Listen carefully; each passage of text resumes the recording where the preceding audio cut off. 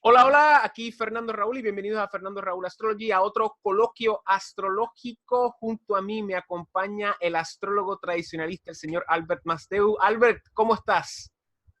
Pues muy bien hallado como siempre y nada, pues con ganas de tener una charla contigo y pues, disfrutar como disfrutamos hablando de lo que por regla general pues nos cuesta, no, o sea, nos cuesta encontrar oyentes algunas veces. Claro, claro. Y entonces antes que grabáramos estaba diciendo que tengo que empezar a grabar ya porque si no vamos a estar 2 horas hablando sin grabar y Sí, entonces vamos a perder el día en un material que no se va a liberar. Pero estamos aquí otra vez reunidos para otro coloquio más y en este coloquio especial vamos a hablar respecto a otro planeta, vamos a hablar respecto a Júpiter. Y Júpiter, como estábamos hablando anteriormente, antes que grabáramos un planeta particular, tengo entendido que Júpiter ha cambiado mucho a través de la historia, a diferencia, por ejemplo, de Venus o de Marte, que fueron los planetas anteriores que hemos discutido, que se mantuvieron bastante homogéneos, pero Júpiter ha cambiado desde sus inicios babilónicos, después al contexto helenístico, después al contexto pues más europeo, medieval y renacentista. Ha cambiado porque originalmente Júpiter era el Marduk en la tradición caldea, que no era tan benéfico que digamos, o sea, era un poco salvaje, ¿verdad? Luego en la tradición helenística, pues pasa a ser Zeus, ¿correcto? ¿Verdad? Y luego pasa a ser Júpiter, que básicamente tiene esta misma connotación de monarca divino, pero ya un poco más benevolente, pero a la misma vez Zeus y Júpiter tienen sus cualidades, tú sabes, contradictorias. Pero ahora en la cuestión, en el contexto medieval, europeo y renacentista, Júpiter se vuelve un poco más positivo, más benéfico. Y en la tradición védica ni se diga, en la tradición védica se llama gurú, se llama Brihaspati, gurú siendo el maestro, pero gurú también aludiendo a la idea de que es pesado, aludiendo a la idea de que es el planeta más grande en el sistema solar. Y Brihaspati era básicamente el gurú de los dioses o el maestro de los dioses, juxtaponiéndose a Venus, que era el Daitya Guru, que era el gurú de los Asuras, aludiendo a esta idea de que pues Venus era pues amor incondicional y le enseñaba hasta los demonios, y Júpiter era un amor más pragmático, una sabiduría más pragmática, mejor dicho, que le enseñaba pues a los dioses. Y hoy en día, en el contexto moderno, Júpiter otra vez cambia, se le extirpan muchos de sus significantes divinos, de muchos de sus significantes tradicionales, y meramente se le pone esta etiqueta de expansión, de optimismo, que sí, que es parte de, claro, pero es como un señuelo para no tocar esos significantes pues, espirituales, esos significantes que tengan que ver más con la divinidad de Júpiter. Y tengo entendido también que Júpiter es, ¿cómo era? Mojado y caliente, ¿verdad? Cálido y húmedo. Cálido y húmedo, exacto. O sea, que tiene unas cualidades también contradictorias en ese sentido, porque tengo entendido que es el único planeta que es cálido y húmedo a la misma vez. Generalmente los que son húmedos son fríos y los que son cálidos son secos, pero Júpiter trata de hacer esa diplomacia entre esas cualidades clásicas. Albert, ¿qué podemos decir de Júpiter para comenzar? Bueno, estaba señalando de que es el planeta que representa el principio de la vida. O sea, en el sentido de que lo que necesita la vida para prosperar es calidez y humedad. Claro. Entonces, como ya hemos comentado en alguna ocasión, ¿vale? Pues la luz del Sol, la luz proveniente de fuera de la esfera lunar, penetra con sus rayos la esfera de la Luna, que es un ámbito húmedo, y a través del estímulo de parte de la luz sobre el principio potencial que está implicado dentro de la sustancia lunar, genera diferentes pautas de vibración, diferentes pautas de vibración, los diferentes elementos por sus cualidades, pues la calidez sobre todo y la humedad es el primer factor, es el factor que favorece la proliferación de la vida, y por lo tanto Júpiter representa la unión entre el principio de la luz y el principio de la humedad o de la receptividad, generando ese proceso que es un proceso multiplicador, ¿vale? Que genera la vida. Por encima de todo, detrás de lo que hay en connotación simbólica de lo que representa el planeta Júpiter, es ese principio multiplicador, frente al principio divisor que está implicado por Mercurio. Entonces, de alguna manera, todos los procesos de síntesis dentro de este sistema, el sistema sublunar, están vinculados a la idea de Júpiter. Entonces, todos los principios que tienen que ver con la división, la racionalización, la comunicación, la visión seriada o secuenciada, adaptación, ¿vale? Aquellos elementos que están implicados dentro de ese proceso de multiplicación, ¿vale? Está significada por Mercurio. Mientras que, evidentemente, la multiplicación es una acumulación de sumas, ¿de acuerdo? Es un principio de sumar. Mientras que Saturno representa, por el contrario, como factor polar respecto de Júpiter, representa la resta, ¿de acuerdo? Mientras que Júpiter suma, pues de alguna manera Saturno resta. Y ese factor a través del cual Saturno resta, pues provoca que de alguna manera se vean potenciados los factores analíticos implicados por la figura de Mercurio. Con lo cual, bajo estas circunstancias, vemos una polaridad muy interesante entre el principio del calor y la humedad y el de la frialdad y de la sequedad. Entonces, ahí se generan las principales contradicciones en cuanto a la distribución, de los elementos, ¿no? Entonces, sobre ese principio cosmológico, podemos decir que Júpiter representa la vida como síntesis de luz y de sustancia receptiva, síntesis entre el Sol y la Luna, mientras que lo que representa Saturno es precisamente la ausencia, ¿de acuerdo? Y está vinculado al principio de Ana, al principio de indigencia, al principio de las cualidades más hostiles a la vida. Con lo cual ahí tenemos otra polaridad muy interesante. Hay que hacer hincapié en que los únicos planetas que tienen esas condiciones polarizadas, el único planeta que es cálido y húmedo y por lo tanto representa la vida es Júpiter, y el único planeta que representa la muerte, esto es el único planeta que es frío y seco, ¿de acuerdo?, es Saturno. Mientras que lo que encontramos, por ejemplo, respecto a las cualidades calientes y secas, o frías y húmedas, que están polarizadas en las otras dos dualidades, que son las que representan lo moderadamente seco, predominantemente cálido, que es el Sol, y lo predominantemente seco y moderadamente cálido, que es Marte. Y luego, por otro lado, lo predominantemente húmedo y menos frío, que es la Luna. Como decía, bueno, luego Molindo y Francia va a decir que era hasta cálida, ¿no? Hasta templada, mejor dicho. Y luego tenemos Venus, que es predominantemente fría y moderadamente húmeda. Pero por encima de todo vemos que el centro de ese sistema, lo que genera intersección entre el Sol y la Luna, son las condiciones sustanciales que van a dar lugar al hijo, o sea, la semilla, que va a estar significada por Mercurio. Ese centro, que también se llama Vesica Piscis, y no de manera casual, ¿vale? Ese centro es el centro representado por Júpiter, como podemos ver, es el fautor de la vida. O sea, y eso está también vinculado a la figura de Zeus, ¿no?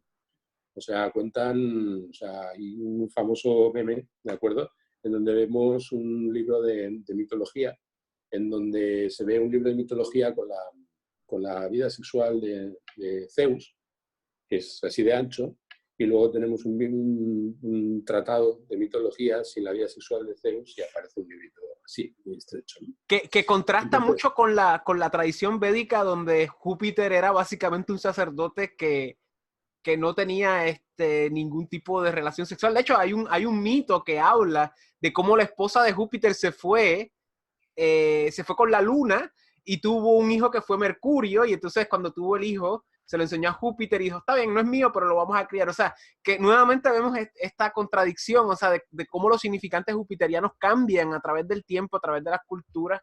Sí, pero fíjate que ese mito, que es un mito que a mí me encanta, ¿de acuerdo?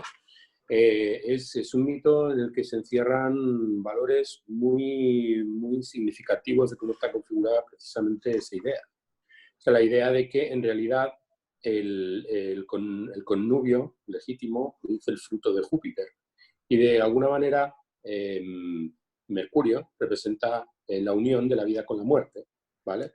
Que representa, por lo tanto, como un principio de infidelidad por parte de lo que es el principio lunar con lo que representa Saturno, ¿no? Con lo que representa Saturno. Claro. Con lo cual, ahí se genera otra polaridad. Lo que estábamos diciendo, el principio de multiplicación frente al principio de división, esto es el principio jupiteriano frente al principio mercurial, y luego, pues, otra vertiente de la misma capacidad de multiplicación que se genera en Júpiter, ¿vale? Respecto a la capacidad de sumar frente a la capacidad de restar y lo que representa los procesos de empobrecimiento, de enfrentamiento con la oscuridad, de enfrentamiento con la muerte, ¿de acuerdo? Y por encima de todo, lo que representa Júpiter es la preesencia, ¿de acuerdo? Mientras que lo que representa Saturno es la ausencia. Claro. Y detrás de la visión de Júpiter está la visión del vacío, porque su expansión lo que genera es vacío, y por lo tanto lo que provoca es que el orbe o la esfera se llene, ¿de acuerdo? Frente a la condición de ausencia, que es la nada, ¿no? O sea, que es el canal del nihilismo y la depresión y todos los procesos destructivos y degenerativos que implica la figura de ese por la modernidad tratado de ser rehabilitado en su condición de maleficente, que es Saturno, ¿no? Pues Saturno es maléfico por una razón, es maléfico porque donde está él hay ausencia de vida, ¿vale? Con lo cual, detrás de eso, hay una cosa que tú comentabas que siempre me gustó mucho, ¿no? O sea, Júpiter siempre adelanta, ¿no? Y de alguna manera Júpiter siempre promete, sus promesas están muy vinculadas a este principio político que está adjudicado a la figura de Júpiter, ¿no? Pero el que luego cumple es Saturno, ¿no? Saturno viene con las rebajas y al final, al cocer, todo mengua. Y ese principio de mengua, que es lo que genera al final la sustancia, está vinculado a la sustancia física, a la sustancia sólida, ¿de acuerdo? Es Saturno. Con lo cual, y luego también tenemos otra duplicidad realmente muy interesante, ¿no? O sea, por ejemplo, Venus representa, como dijimos en otra charla, representa la capacidad de atraer, ¿vale? Entonces es un principio de atracción que está muy vinculado al amor por uno mismo, ¿no? O sea, al amor autocentrado, al amor prendado de su propio esplendor, es lo que tiene Venus, ¿no? Y en ese aspecto Venus acepta prácticamente el tributo de cualquiera, mientras ese cualquiera la ponga por encima de todo, ¿no? Y esa condición es la que le da ese enorme poder que está vinculado al amor incondicional. Mientras que lo que representa a Júpiter es que la suprema generosidad, o sea, la suprema benevolencia, el supremo desprendimiento de cualquier tipo de apego, ¿no? Entonces eso genera un poder enorme de expansión dentro del sistema, genera un principio de vacío que es lo que hace que todo lo que hay fuera penetre dentro y todo lo que hay dentro salga fuera. O sea, genera al principio ese latido, ¿de acuerdo? Que se da en la conjunción entre lo que representa el principio del espíritu y el principio del alma, ¿no? El principio como factor activo y el alma como principio pasivo. Genera ese latido que es continuo, es oscilación, ¿de acuerdo? Que es predominantemente expansiva y que genera también en los otros dos puntos de intersección con el principio inerte, pues los dos planetas de la voluntad, que son Marte y Venus, ¿no? Entonces, comentábamos el otro día que existe la astronomía, un personaje realmente muy interesante que fue un gran astrónomo, ¿de acuerdo? Que decía que Venus fue el último planeta, ¿no? O sea que en realidad Venus fue una emisión provocada por el choque de un meteorito con Júpiter y esa emisión de sustancia, ¿de acuerdo? Pues se consolidó y formó Venus. De alguna manera Venus es como un pequeño Júpiter, ¿no? Pero claro, al encontrarse donde se encuentra y teniendo en cuenta que gira alrededor del Sol y tal como nosotros lo vemos, nunca se separa más de un determinado número de grados, que son 48 del Sol, representa como el principio de atracción. Mientras que lo que representa Júpiter es el principio de apertura, el principio de abundancia, ¿no? Y por encima de todo, pues también está muy vinculada a la figura de Lakshmi y de Ganesha, dentro del ámbito mitográfico, ¿de acuerdo? De la Jyotisha y del mundo del mundo hindú, ¿de acuerdo? Claro. De la filosofía védica, ¿no? Entonces, Júpiter es, el nombre Júpiter ya en su misma etimología nos dice mucho acerca de lo que representa ese planeta, ¿no? O sea, es Jus Pater, o sea, es la ley del padre, ¿no? Exacto. Jus Pater.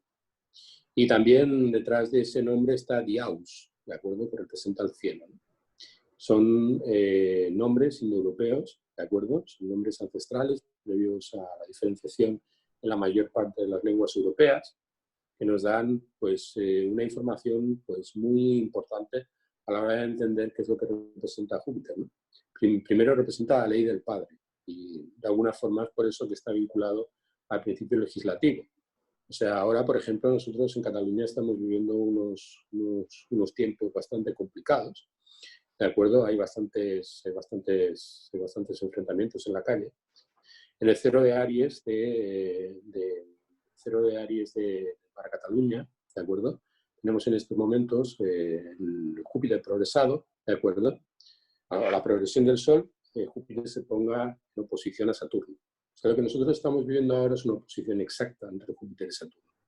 Cuando se juzgaron a los líderes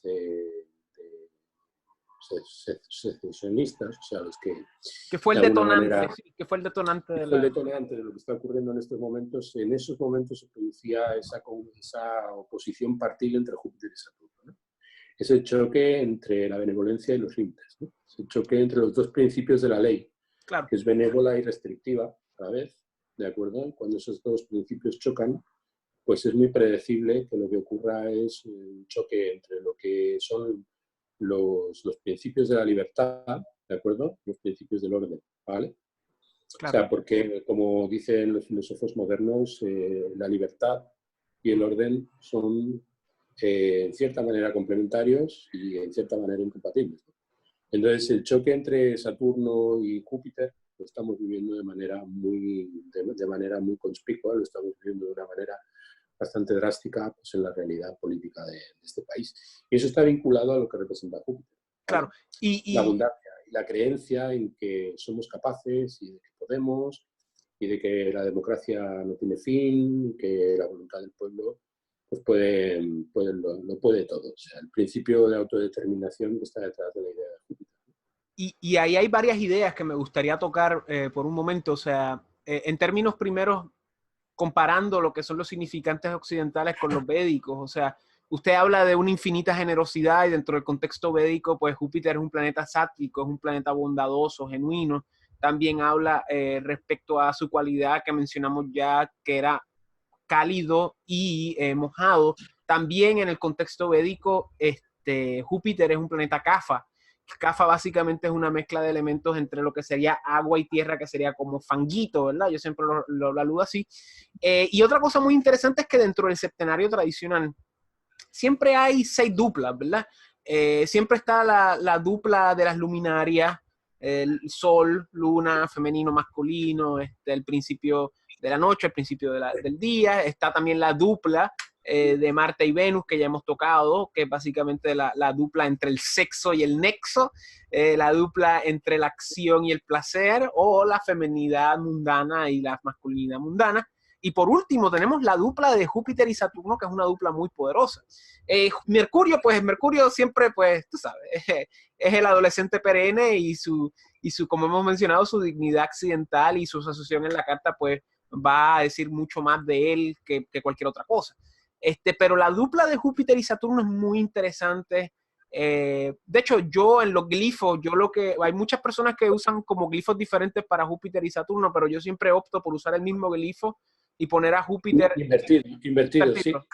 Y yo creo que esa es una manera muy, muy idónea de empezar a entender las cualidades jupiterianas saturninas, que son súper importantes porque si Júpiter es expansión y optimismo, Saturno es contracción y realismo, ¿verdad? Y un Júpiter en mala situación, el optimismo se vuelve en fantasía, y un Saturno en mala situación, el realismo se vuelve pesimismo.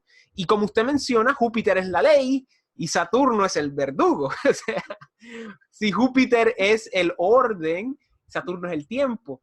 Y los significantes de Júpiter y Saturno son muy importantes, especialmente en mi opinión, ¿verdad? Con los tránsitos. O sea, los tránsitos de Júpiter y Saturno son los tránsitos que realmente hay que ver.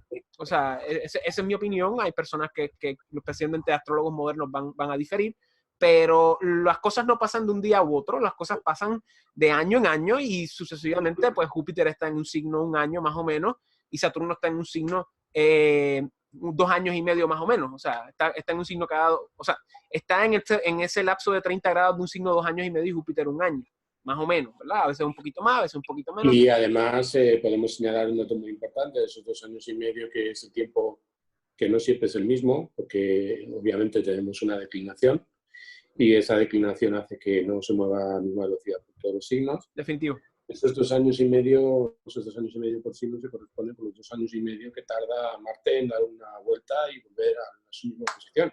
Correcto. Con lo cual ahí tenemos una relación entre lo que representa Marte y lo que representa Saturno.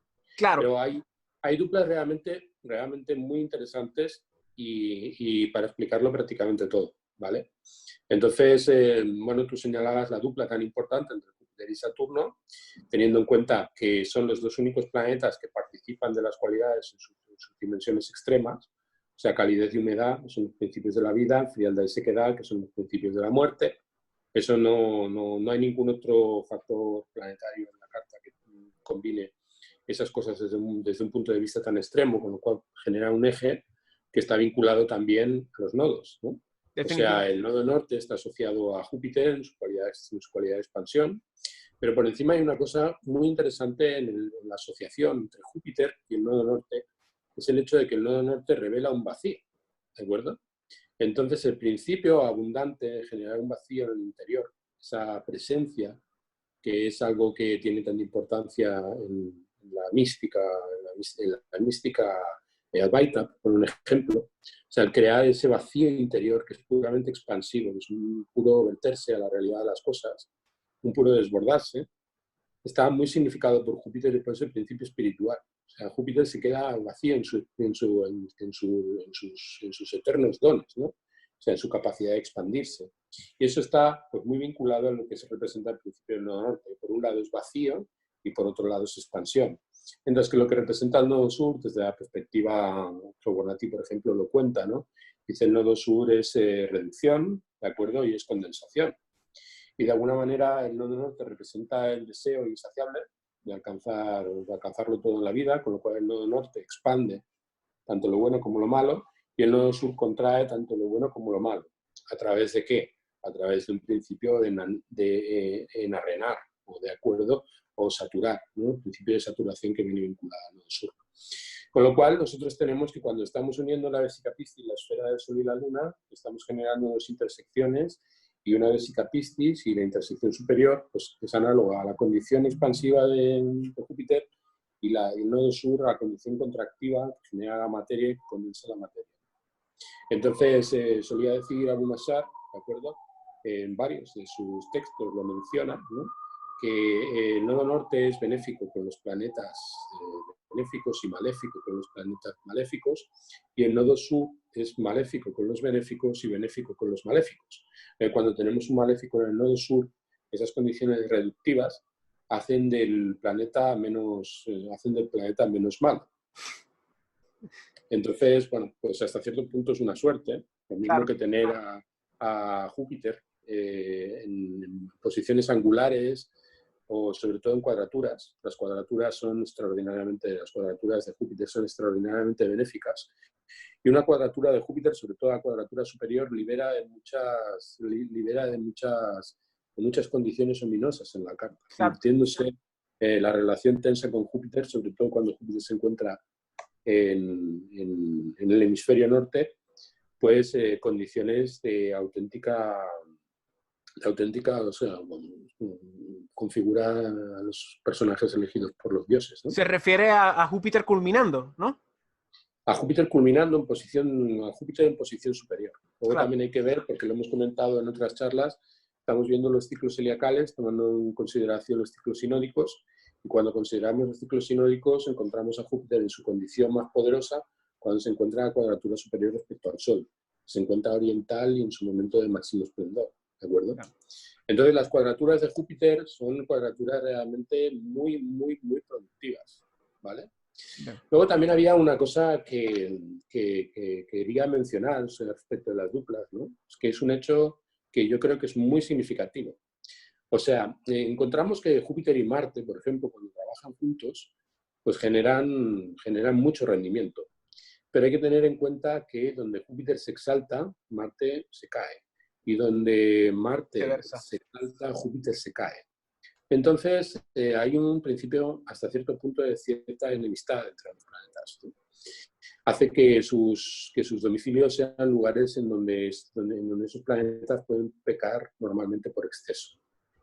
Y ahí, pues, evidentemente predomina siempre la figura jupiteriana. También encontramos esa misma polaridad, por ejemplo, entre Mercurio y Venus, Y que también Saturno se y da el esa Sol. condición, y entre Saturno y el Sol, ¿no? En Claro. donde encontramos pues esa relación que nos indica tanto acerca de las cualidades esenciales de esos planetas, ¿no? O sea, aquello que define sus valores arquetípicos, ¿no? Claro. Por encima de todo, Júpiter pues está señalado a lo largo de toda la historia de la astrología de todos los tiempos como un benéfico, ¿de acuerdo? Pero también hay algunos lugares en la carta donde realmente es muy perjudicial, ¿no? O sea, encontramos, por ejemplo, un Júpiter en la casa 6 o, por ejemplo, un Júpiter en la casa 12 por aquello de lo que priva, ¿de acuerdo? Varias condiciones en las que Júpiter no es tan bueno como parece, ¿no? Y luego, por encima de todo, esa condición de exceso, ¿sí?, lo que genera muchas veces son procesos generativos desordenados, cuando por algún motivo Júpiter se encuentra en condiciones en las cuales recibe o es recibido por planetas desdichados o que no tienen una muy buena posición planetaria. Por ejemplo, no sé, estoy pensando en una recepción, en una Quizás recepción, es que no sé. en alguna casa de Marte, por ejemplo. Claro. O sea, Júpiter en Escorpio, ¿de acuerdo? Marte se vuelve jupiteriano en la entrega de la naturaleza. Pues estoy pensando, por ejemplo, pues no sé, en la condición del Sol, cuando Júpiter se encuentra en Leo, o cuando Júpiter se encuentra en Aries, ¿no? O sea, ahí encontramos que Júpiter puede henchir a un planeta no muy bien posicionado en la carta, un planeta cadente o un planeta que se encuentre en condiciones heliacales de aflicción, ¿de acuerdo? Y ese Júpiter puede descontrolar los excesos de ese planeta. Por regla general decimos que los benéficos cuando reciben a los maléficos los benefician, mientras que los maléficos cuando reciben a los benéficos pues se suavizan, ¿de acuerdo? Con lo cual, bajo esas condiciones, Júpiter es un gran repartidor de fortuna y es el gran proveedor de la carta. O sea, en ese sentido, Definitivo.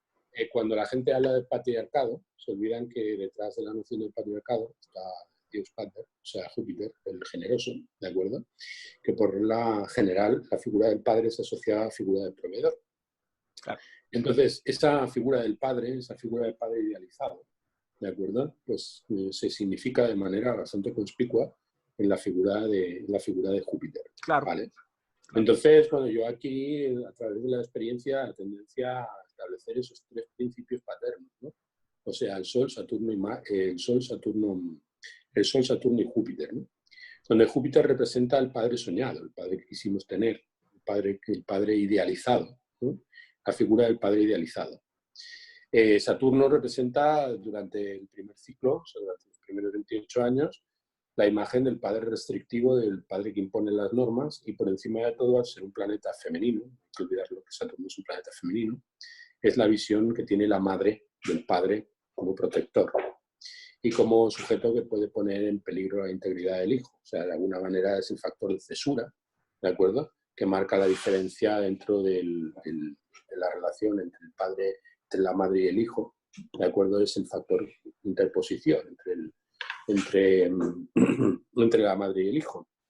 Entonces, bueno, cuando termina el ciclo de Saturno, pues descubrimos que ni el padre es jupiteriano como nos lo imaginábamos, ni el padre es saturnino como nos lo enseñó nuestra madre, sino que el padre en realidad es el Sol, ¿vale?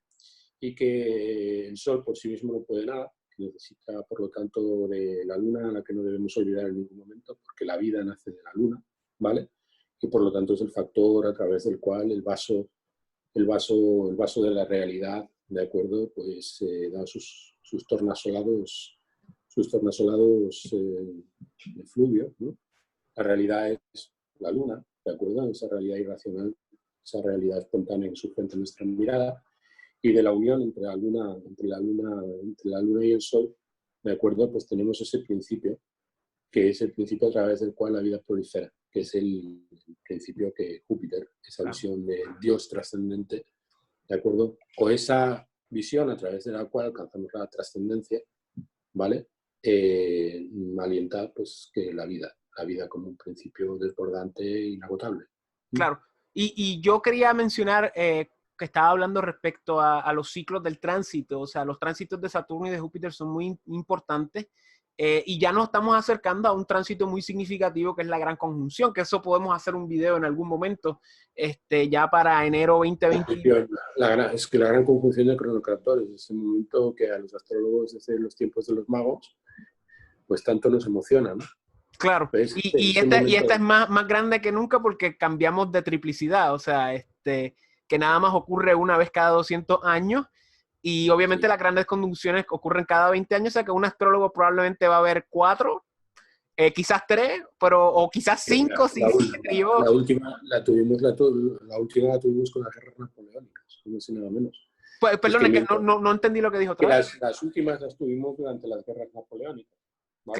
Claro, el último cambio de triplicidad, correcto. Y bueno, claro, nosotros que somos muy eurocentristas tenemos tendencia a pensar que todo se acaba en Europa y lo que ocurre en Europa, pero mientras que Napoleón estaba haciendo de las suyas y gestionando lo que es la Europa moderna y generando la Europa de las naciones, claro, ¿vale? Pues mientras en América Latina pues estaban viviendo procesos extraordinariamente trascendentales en el progreso de las identidades políticas de sus países. Que fueron a raíz de Napoleón hasta cierto punto. Sí. Y luego pues también tenemos América del Norte y no nos podemos olvidar de lo que fue China, Mongolia, la India, ¿no? En esa época, ¿vale? O sea que fue una época muy importante, revolucionaria, que cambió totalmente las facies del mundo, pero por encima que nuevamente que fue en triplicidad de tierra, que para que fue en triplicidad de tierra, en triplicidad de aire, ¿de acuerdo? Y ahora va a ser en aire, exacto. Va a ser en aire y bueno, ya tuvimos una en fuego, ya tuvimos una en agua, ¿de acuerdo? Y eso es un ciclo de prácticamente 800 años. 800 años. 800 años, ¿vale? Que no se produce el ciclo de conjunciones entre los cronocraptores, un signo de aire. También coincide con una etapa extraordinariamente importante en la civilización. O sea, lo estamos situando hacia el siglo XIII, ¿de acuerdo? Que fue un momento, pues, realmente decisivo en el cambio y en el nacimiento de lo que es la Europa contemporánea. Claro. Al final se digamos, el preámbulo a lo que sería luego el Renacimiento, que es todo lo que empezó, luego Renacimiento, sí. Ilustración, o sea, revolución, claro. Sí, una revolución, ¿de acuerdo? Formidable en cuanto a lo que representa una revolución en el sentido estricto de la palabra. Esa revolución es volver al origen, ¿no? Claro. Una revolución se produce cuando algo vuelve al origen. Claro. Existe la idea de revolucionaria asociada a la noción de Urano, que es la idea que pone lo nuevo siempre en primer plano. Claro. Y por encima de todo, el gran revolucionario es Júpiter. O sea, el gran revolucionario es Júpiter. Y Saturno es la chispa, que toma mucho tiempo, pero cuando tiene que llegar, llega. Yo le iba a decir también que ahora con esta gran triplicidad hay muchas cosas ocurriendo. Nosotros, acuérdense, los astrólogos no son adivinos, los astrólogos solamente leen los planetas. ¿Qué va a ocurrir? No sabemos, pero podemos hacer hipótesis. Vemos cómo las criptomonedas se están levantando. Vemos ahora lo que se llama el sínodo de la Amazonía, un posible cisma en la iglesia, sabe Dios. O sea, vemos cómo ya la automatización de la economía está tomando cada vez más y más auge. Van a haber en los próximos años muchos cambios en términos de la vida laboral del hombre, cómo los robots se van a encargar de muchos trabajos manuales. Y obviamente vemos el dragón escondido, que es básicamente ese titán asiático que está ya levantándose poco a poco. Y pues los amarres económicos en los cuales está la economía global. O sea que hay muchas cosas que pueden ocurrir. Pero todo Detrás esto... de la Ajá, conjunción de los cronotractores, creo, vamos a ver, el factor dinámico siempre en este tipo de uniones es Júpiter, precisamente. claro, claro. Entonces, no hay que olvidar el principio de Júpiter que está vinculado a lo orgánico frente a lo mecánico. Claro. O sea, hay dos principios de organización que cumplen dentro del orden de lo que es la manifestación del ente, ¿no? Como explicaba nuestro viejo sabio de esta gira, ¿no? Él decía, existe un ente racional, existe un ente natural. El ente racional está más bien significado por lo que Saturno representa, ¿de acuerdo? Con los límites establecidos por los principios de la lógica, de la fría lógica, ¿no? Y está el principio orgánico, es el principio de la vida, que es un principio de organización de caliz heurístico, sintético, ¿vale? Entonces yo creo que la gran conjunción de los cronocratores, en este giro que se da a los signos de aire, va a coincidir con un proceso en el cual la mecanización, que ha avanzado a lo largo del último siglo y medio de manera exponencial, a lo largo de los últimos años nos ha hecho prácticamente esclavos de las redes, ¿de acuerdo? De las redes, No, y la de inteligencia artificial, que ya información. está ahí también, exacto. Se va a integrar, y ese es el factor, creo, fundamental, se va a integrar dentro del organismo. Y de alguna manera vamos a pasar de ser terminales de carbono de redes de silicio, ¿de acuerdo? A justamente todo lo contrario. Convertirnos nosotros en nuestra propia videoconsola, ¿vale? Transhumanismo. Hasta cierto punto, la gran utopía del transhumanismo es algo que está detrás de esa concepción. La gran victoria del secularismo con total. Bueno, yo creo que detrás de eso hay un principio espiritual y detrás Hasta de eso cierto está punto Júpiter que se probable. está alentando de una manera muy pujante. Porque al lado de las innovaciones, estamos presenciando también un rehabilitamiento. Es una cosa que además comentabas en tu charla con Pablo Yaniszewski, creo recordar, cuando hablabais de esa cuestión. Yo creo que en estos momentos el principio de organicidad, el principio de vitalismo detrás de la máquina, lo que está haciendo es florecer el principio tradicionalista y favoreciendo la dispersión de nuestro mensaje. Claro. Porque ahora, por ejemplo, nosotros no es como antes, debíamos acudir a los canales a través de los cuales pues, obteníamos el alimento que al sistema le beneficiaba que nosotros obtuviéramos. Claro. Pero ahora nos hemos vuelto selectivos. Claro. Y ahora las personas que tenemos hasta cierto punto ciertas inclinaciones, pues podemos acudir a las fuentes y podemos combinar a nuestro modo, ¿de acuerdo? El legado que nosotros nos sentimos responsables de transmitir.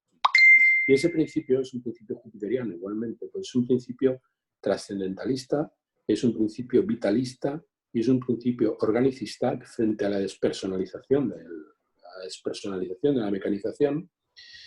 Propone una humanización o una vitalización, ¿de acuerdo? Una naturalización de los medios de producción, ¿de acuerdo? Y volviendo a Júpiter, esa es la importancia de la gran conjunción. Deberíamos hacer algún video en otro momento, porque es un tema muy interesante y es un momento muy, muy emocionante para ser astrólogo, porque nuevamente esto ocurre nada más una vez cada 200 años y la última vez que ocurrió esto fue para los 1800, principios de los 1800, precisamente para las tal llamadas guerras napoleónicas, que fueron pues el génesis de la condición moderna europea y como consecuencia subsiguiente de la condición global, dado al proyecto de globalización que se dio a cabo, ¿verdad?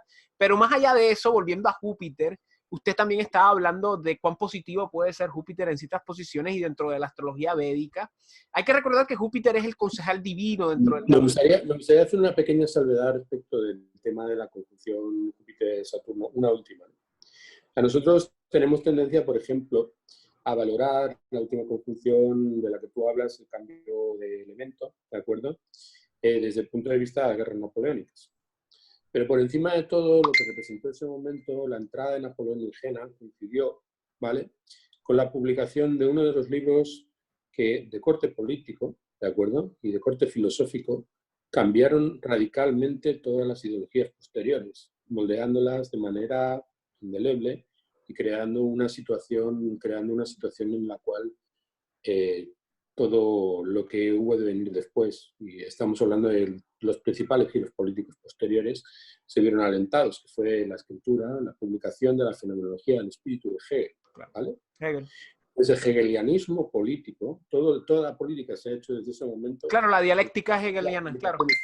La dialéctica hegeliana, el principio de la dialéctica de la fenomenología del espíritu, es uno de los giros más dramáticos que ha dado el paradigma intelectual a lo largo de los siglos. O sea, realmente fue un giro imposible de cuantificar. O sea, tanto los bolcheviques como los nazis eran hegelianos, en el fondo. Y todas las guerras que hubo políticas y todas las utopías, ¿de acuerdo? Políticas, tuvieron detrás de sus ideólogos, ¿de acuerdo?, la enorme influencia de Hegel y la enorme influencia de ese libro, la enorme influencia de la fenomenología del espíritu que se publicó en ese momento. Con lo cual, al final, Júpiter, el filósofo, gana político, porque Napoleón murió y su imperio desapareció, pero Júpiter, ese principio de expansión, no se ha cansado de crecer. Claro.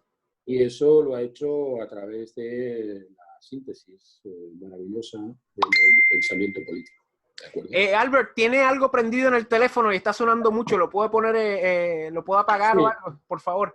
Pues como le estaba mencionando, Júpiter dentro de la astrología védica se considera el gran benéfico, que eso también hace alusión a lo que estaba hablando respecto a esta generosidad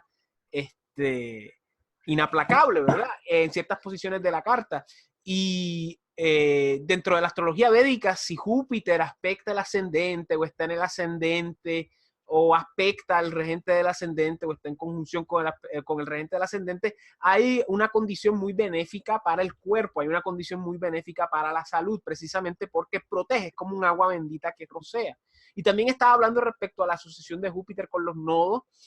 Hay una yoga muy popular dentro de la astrología védica, que es cuando Júpiter está en conjunción con los nodos, que se llama Guru Chandal Yoga, que se llama la unión del maestro con el delincuente, aludiendo a la idea de que el gurú es el maestro y el delincuente es Rahu o Ketú.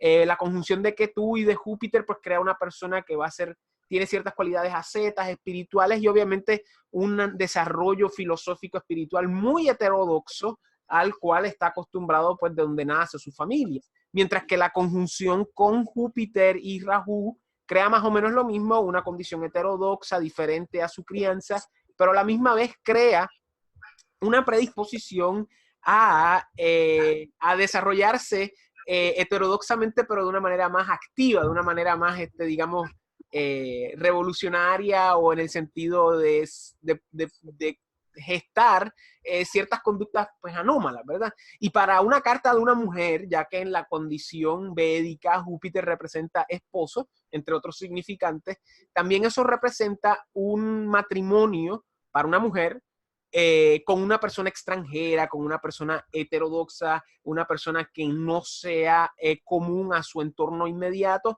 y también en la gestación, en tener crías, como Júpiter también es significante fijo de cría.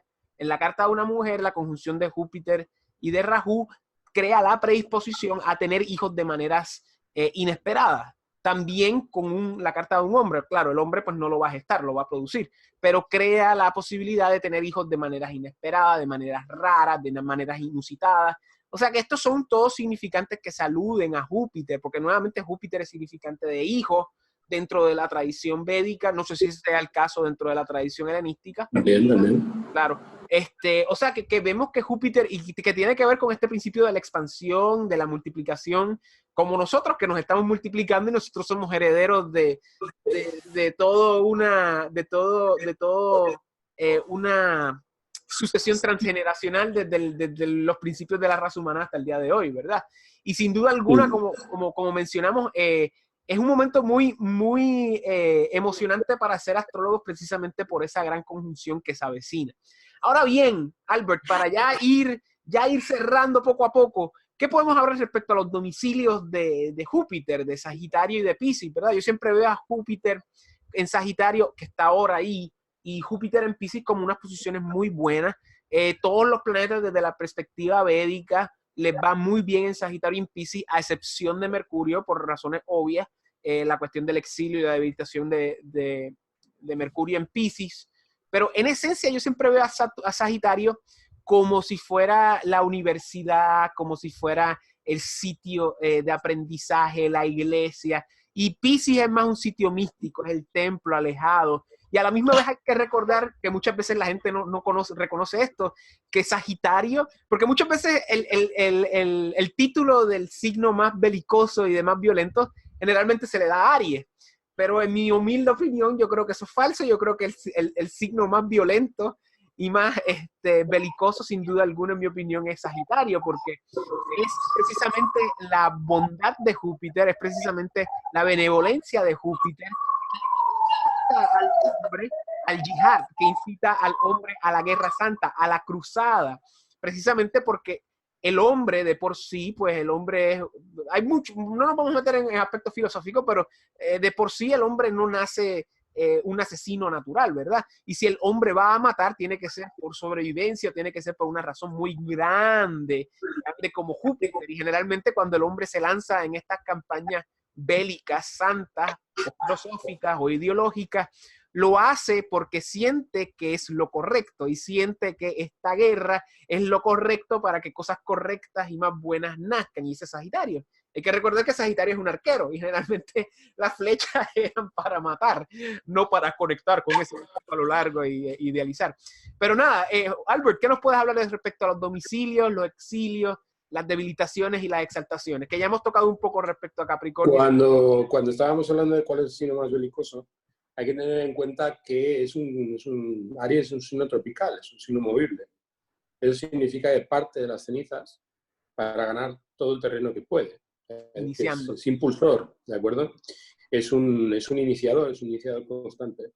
Sin embargo, Sagitario es un signo dual. El signo dual dentro de pues, la modalidad dual, el ritmo dual, ¿de acuerdo? En la astrología árabe, por encima de todo, se explica a través del principio de disolver. Esto es tomar aquella cosa sólida y llevarla a las condiciones originarias para que pueda producirse anteriormente pues, el disparo inicial de un signo tropical.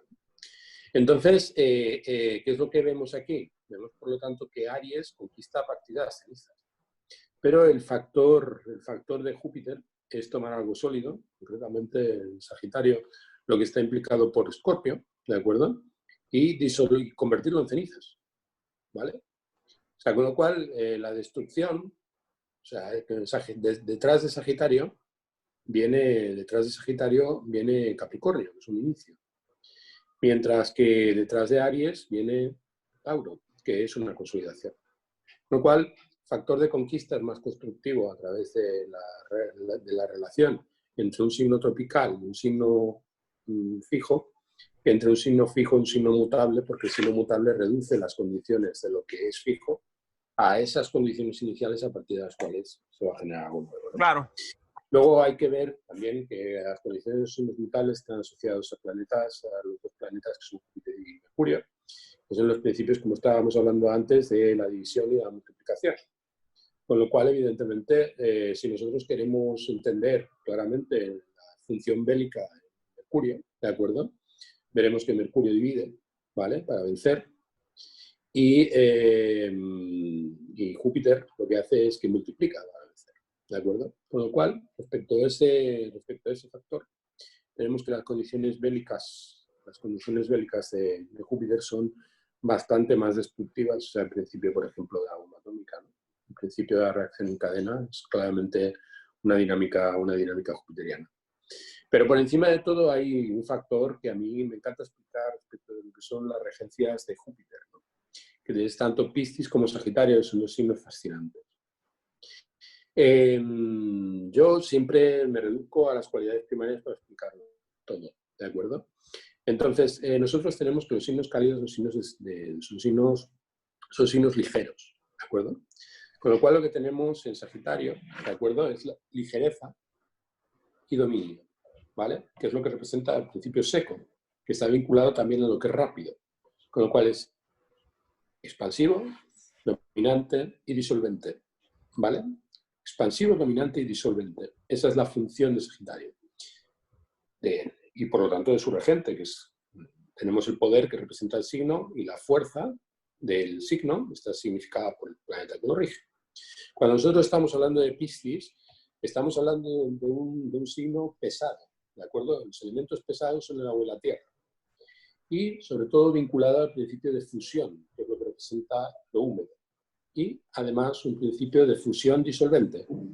Con lo cual, los principios de fusión, disolución, introversión, esto es pesadez, ¿de acuerdo? Y lentitud, es lo que está asociado al signo de Piscis y por lo tanto también a Júpiter.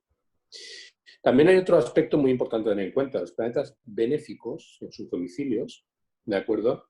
Tienen cualidades que se compensan. O sea, cuando nosotros, por ejemplo, estamos viendo a Venus, la estamos viendo en Tauros, un signo frío y seco, mientras que Libra es un signo cálido y húmedo. Con lo cual, la humedad de Venus se refrenda en Libra y la sequedad la frialdad de Venus, ¿de acuerdo?, se refrenda en Tauro. Pues bueno, pues algo similar pasa con Júpiter. Claro. O sea, su calidez se refrenda en Sagitario y su humedad se refrenda en Piscis. Eso no ocurre con los maléficos, en donde los maléficos tienen un domicilio que es el domicilio que se corresponde a su cualidad primaria, por ejemplo, Capricornio, Saturno, Capricornio, ¿de acuerdo?, que es frío y seco, con lo cual, sobre un planeta frío y seco, lo que hace es enconar sus cualidades. Mientras que el signo donde tienen el goce, los dos planetas maléficos, es el signo que no se corresponde con sus cualidades naturales, con lo cual tenemos que los dos signos presentan una condición extrema. Y esa condición extrema es la que se corresponde precisamente con el exceso que representa Saturno y Marte. Entonces, el tema Júpiter, ¿vale? Es el que estamos mencionando aquí. Júpiter, ¿de acuerdo?, plantea precisamente los principios de disolución que favorecen el crecimiento, ¿de acuerdo?, o la interiorización. Crecimiento e interiorización son los principios que hay detrás de ese principio, que en el fondo es generoso, dadivoso y espléndido, que es lo que viene significado por Júpiter por encima. También hay que entender otro factor que también tiene en común con Mercurio, es el hecho de que los domicilios de Júpiter están en cuadratura, lo mismo que los domicilios de Mercurio. Con lo cual nosotros tenemos aquí que los principios que están vinculados a principios de análisis, los principios de síntesis, son principios que respecto de la expansión y la contracción lo que generan son procesos de rendimiento, ¿vale? Con lo cual el principio de rendimiento está vinculado muy específicamente a lo que representan los planetas de la cruz mutable, ¿no? Principios de rendimiento que están vinculados a la transformación y a la gestión de la energía. Luego, por otro lado, hay que tener en cuenta que son planetas, ¿de acuerdo?, que son planetas que corresponden con las cualidades espirituales liberadas de la condición de la materia, tanto en Mercurio como en Júpiter, ¿vale? Con lo cual, ahí estamos extrayendo muchas de las evocaciones que tienen esos dos glifos, los símbolos del zodiaco. Por encima de todo, son presencias planetarias que nosotros tenemos también en la condición de Júpiter, en su propia condición física, que ya era conocida en la antigüedad. Los astrólogos modernos dicen que Júpiter es el gran protector del sistema solar. Claro, o sea, porque absorbe todos los asteroides, claro. Absorbe todos los asteroides que entrarían dentro del sistema. Con lo cual, evidentemente, esa condición pues también tiene su moraleja, que dice que cuando uno se rige por el principio de dar, entregar, mostrarse ante los demás y expresar con suprema generosidad sin reservarse nada para sí, en realidad se está curando de su vulnerabilidad, ¿vale? Con lo cual, se está curando de su vulnerabilidad y se está haciendo imprescindible. Ese es un principio que es muy importante a considerar Júpiter, porque precisamente Júpiter representa la fe. Y la fe, ¿de acuerdo?, unida a otras dos cualidades, de las que también sería muy, muy estupendo hablar, ¿de acuerdo? En relación a sus correspondientes planetarios, ¿de acuerdo? La fe es el principio que nos mantiene en movimiento, ¿de acuerdo? Perder la fe equivale a perder cualquier motivación para realizar cualquier cosa en la vida. Y cuando Júpiter no gobierna, o cuando gobierna mal, cuando lo hace mal, Marte es el primero que campa con sus fuerzas, ¿vale? Generando pues, grandes tropelías. Cuando no hay un principio espiritual que rija la necesidad que tiene la vida de ganar terreno, pues se generan grandes hecatombes Claro. civilizatorias.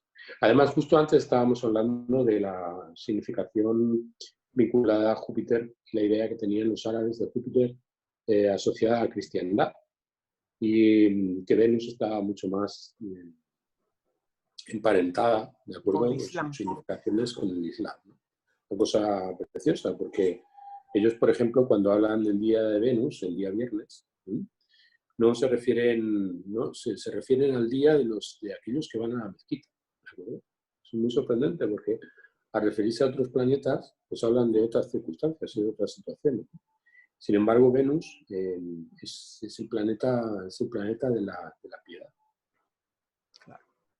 Y Sin embargo, se necesita el aliento de Júpiter, que Júpiter representa precisamente esa fe indeclinable que nos mantiene siempre pendientes de ganar el horizonte, ¿no? De ganar un horizonte en la vida. y a la misma vez se ve con ciertos preceptos del Islam juxtapuestos al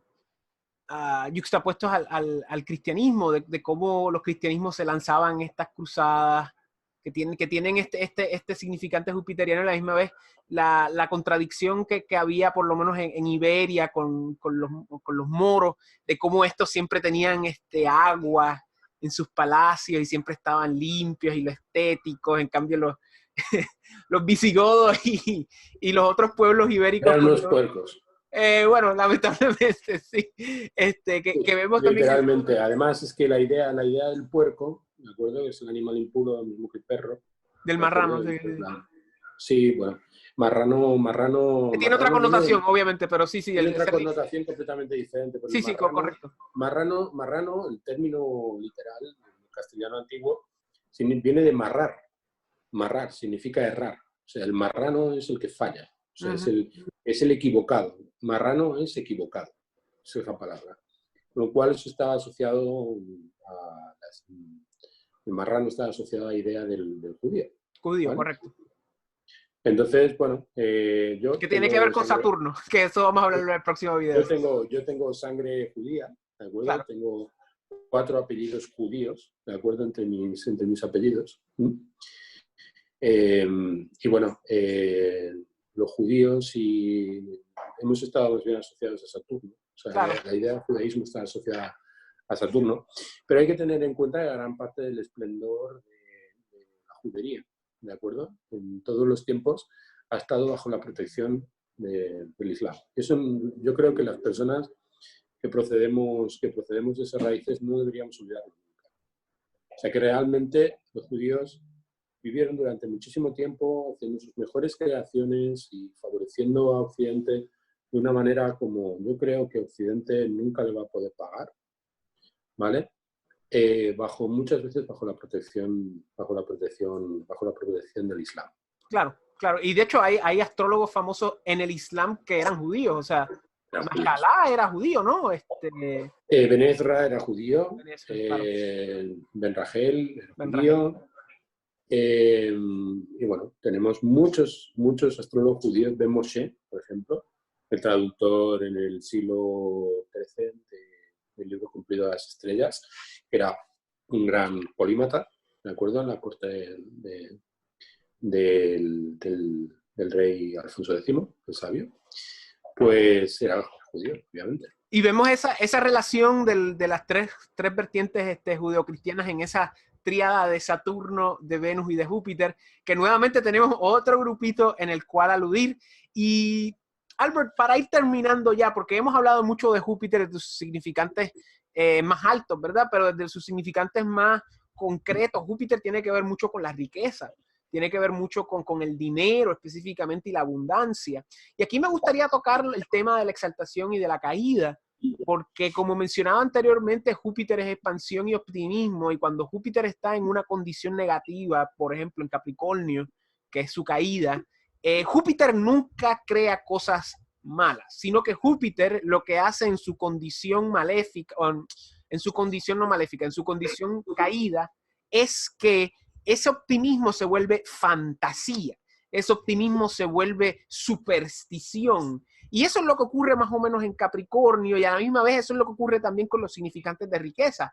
Uno se cree que todo va a ir bien, que todo va a estar perfecto, que todo va a llegar, pero no se da, no ocurre, y uno pues obvia esa realidad concreta y sigue en su fantasía hiperoptimista.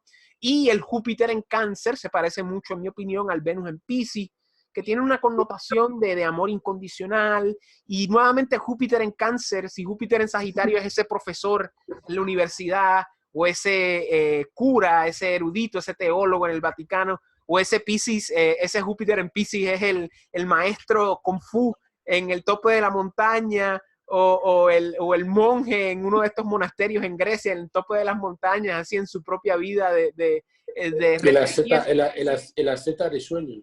El asceta, exactamente. La persona que se dedica a la contemplación total.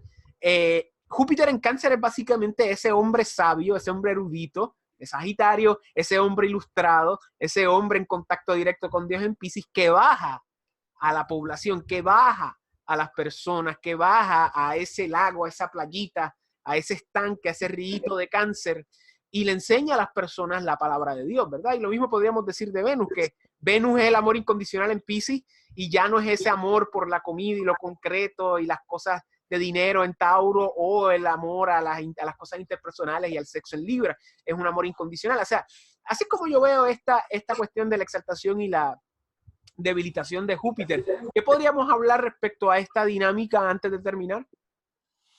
Bueno, pues que obviamente, teniendo en cuenta que el sustrato, el fulcro de la vida es la luna, y lo que representa el medio energético, el medio superfluido lunar, eso está implicado las cualidades cardinales o las cualidades tropicales movibles impulsoras de Cáncer, pues nos encontramos a Júpiter precisamente en su terreno, o sea, realmente donde sus cualidades multiplicadoras se encuentran en el sustrato más fértil. Con lo cual, esa condición de fertilidad indeclinable y desde esa iniciación siempre continua, sin ningún tipo de declinación, ¿vale? Vinculado a las aguas cancerianas, pues hace de Saturno un promisor espléndido. ¿Júpiter o Saturno? Perdón, Júpiter. Hace de Júpiter esas condiciones de desborde, ¿no? Y esas condiciones de desborde dentro de lo que es un contexto favorable, ¿de acuerdo? Con lo cual Júpiter además está bajo esas condiciones nutriendo de una dinámica que hace que las personas que tengan a Júpiter en Cáncer padezcan de energía inagotable. Muy cierto. Como el conejito de Duracell, ¿no? Dice, ¿de dónde sacan la energía las personas con Júpiter en Cáncer, ¿no? Pues básicamente de una fe que alimenta un principio... El conejito de Energizer, disculpe. ¿O era Duracell? No, era Energizer. Yo creo que era Duracell. Ah, pues no sabría decir. Pero que vamos, que mucha gente se pregunta realmente cómo funciona esa gente con ese nivel de rendimiento, ¿verdad?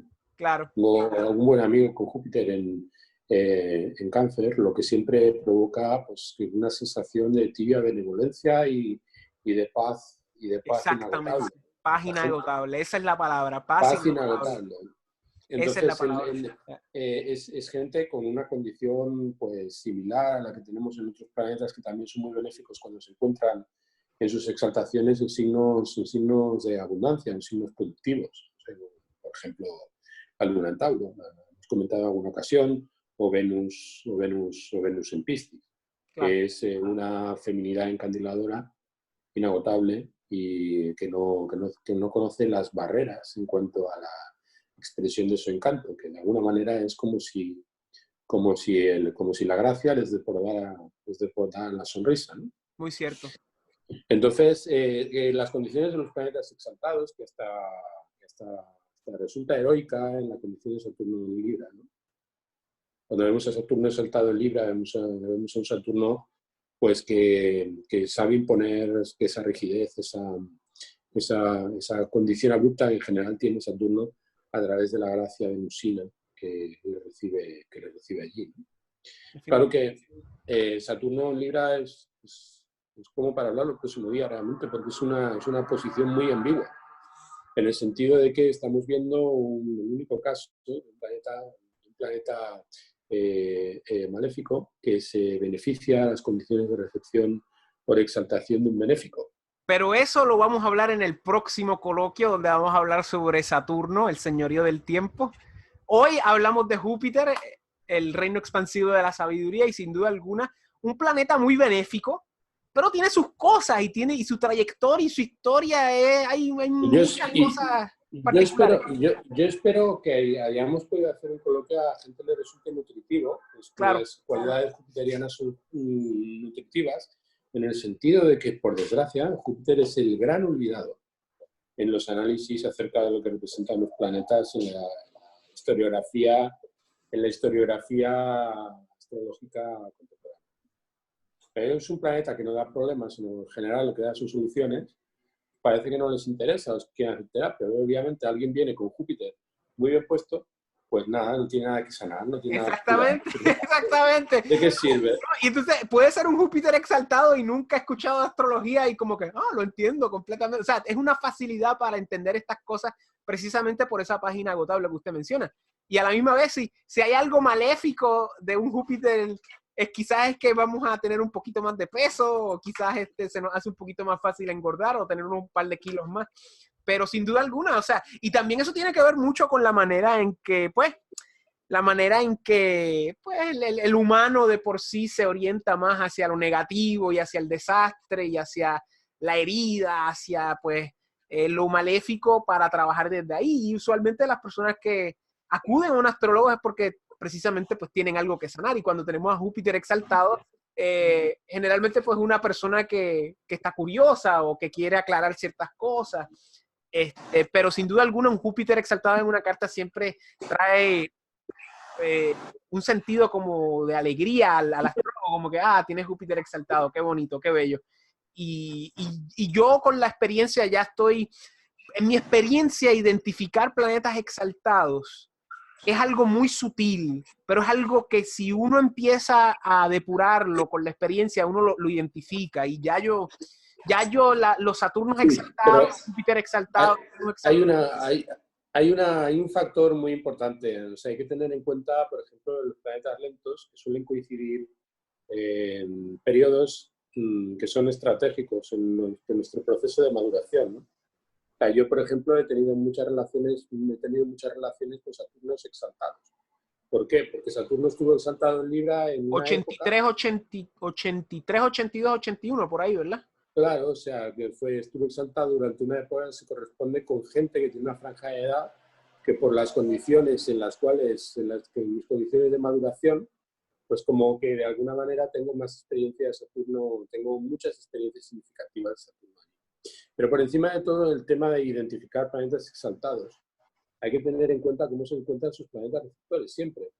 Porque el planeta exaltado nunca opera a través de sí mismo, sino siempre opera a través de aquel al que entrega sus cualidades.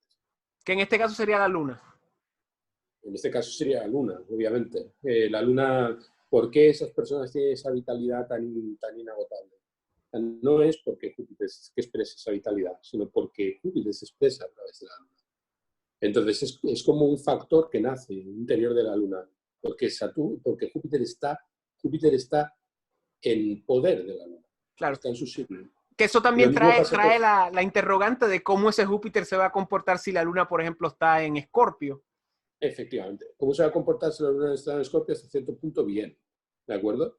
Pero si la Luna, por ejemplo, se encuentra en Capricornio, si la Luna se encuentra en Capricornio, ¿qué circunstancias vamos a encontrar?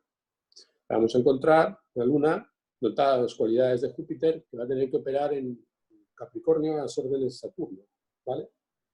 Con lo cual, bajo esas condiciones, evidentemente, siempre habrá un pozo de vitalidad inagotable, ¿de acuerdo? Es alguna receptora de Júpiter. Pero por encima de todo, quien se beneficia de la exaltación de Júpiter es la Luna. Lo mismo que quien se beneficia de la exaltación de Marte es Saturno. Claro, claro. El que prevalece es el dueño del lugar. El que prevalece que al final acaba obteniendo los réditos de la exaltación del planeta es el planeta. El casero. El casero. Y el arrendatario.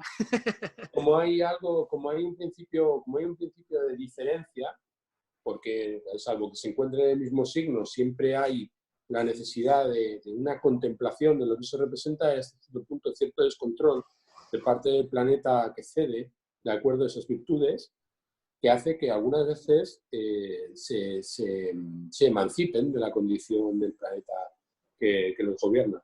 ¿Por qué? Porque el planeta que los gobierna no tiene por qué estar a su nivel de intensidad en cuanto a dignidad. Claro, claro.